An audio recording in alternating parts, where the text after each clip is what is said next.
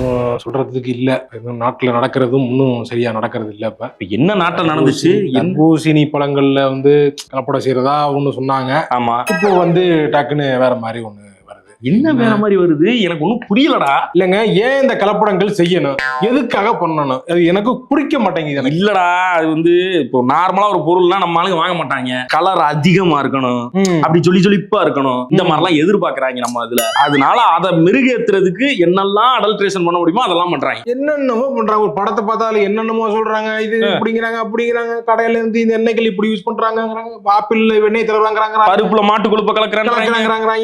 என்ன எனக்கு என்ன புரிய மாட்டேங்குதுன்னா, எதுக்கு இவ்வளவு கஷ்டப்படுறோம்? அருவம் படம் பாத்தியா? ஆமா, இதெல்லாம் பண்றது இருக்கு. இதெல்லாம் நான் சோறு திங்கிறதே விட்டாங்க. நான் சோறை திங்கிறது இல்லையா? திங்கிறது இல்ல. நான் இப்ப அப்புறம் எப்படி உயிர் வாழ்ற? இன்னைக்கு தண்ணியா குடிச்சா? சப்பாத்தியா? ஆமா, சப்பாத்தியில கொஞ்சம் உப்பு போட்டு கலந்து மாவை புரட்டி சப்பாத்தி. இது இல்லன்னா கோதுமை தோசை, அரிசி தோசை கூட நான் போடுறது இல்ல. ஏன் சொல்லுங்க? ஏன் பிளாஸ்டிக் அரிசியை கலந்துடுறாங்க சொல்லி. பிளாஸ்டிக் அரிசியா? பிளாஸ்டிக் அரிசி. ஆமா, அது கொஞ்ச நாளைக்கு முன்னாடி சொல்லிட்டு இருந்தாங்க. அதெல்லாம் இங்க இருந்து சொல்லிட்டு இருந்தாங்க. அப்படியே மறைச்சிட்டாங்க.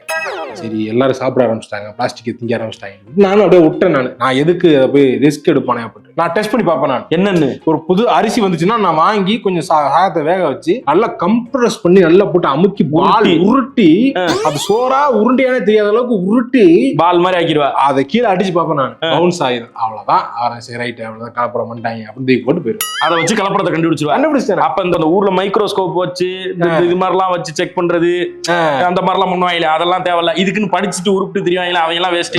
தேவையில்ல. நீ சோத்தை உருட்டி அடிச்சா அது ஜம்ப் ஆயிருச்சுன்னா நீ அது வந்து ரப்பரு. பிளாஸ்டிக் என்ன எடுத்து பாருங்க, பிளாஸ்டிக் வந்து வேக வச்சாலும் ரப்பரா மாதிரி. டேய் மெண்டலு, நார்மல் சோத்தை உருட்டி கீழே போட்டாலே நம்ம சின்ன வயசுல விளையாண்ட ரேடியம் பால் மாதிரி குதிக்க தான்டா செய்யும். இது தெரியாதா உனக்கு? நீங்களும் போய் ஏமாந்துட்டீங்க அதுக்குள்ள. அவ்வளவுதான், முடிஞ்சு போச்சு. இத்தனை பிளாஸ்டிக் உள்ள கிடக்கும். பிளாஸ்டிக்கா?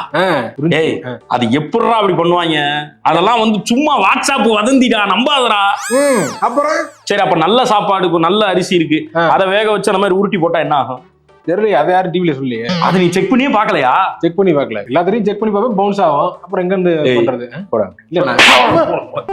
என்னத்தையாவது வாட்ஸ்அப்ல பாத்து விட்டு பேஸ்புக்ல எவனாவது அங்கிள் பூமர் குரூப்ல போட்டதை பாத்து விட்டு வந்து பேசிக்கிறியா? இன்னைக்கு போயிருடா, அப்பி போயிருவேன்டா நானு. போயிரு, செருப்பு பிஞ்சிருவோம். பிளாஸ்டிக்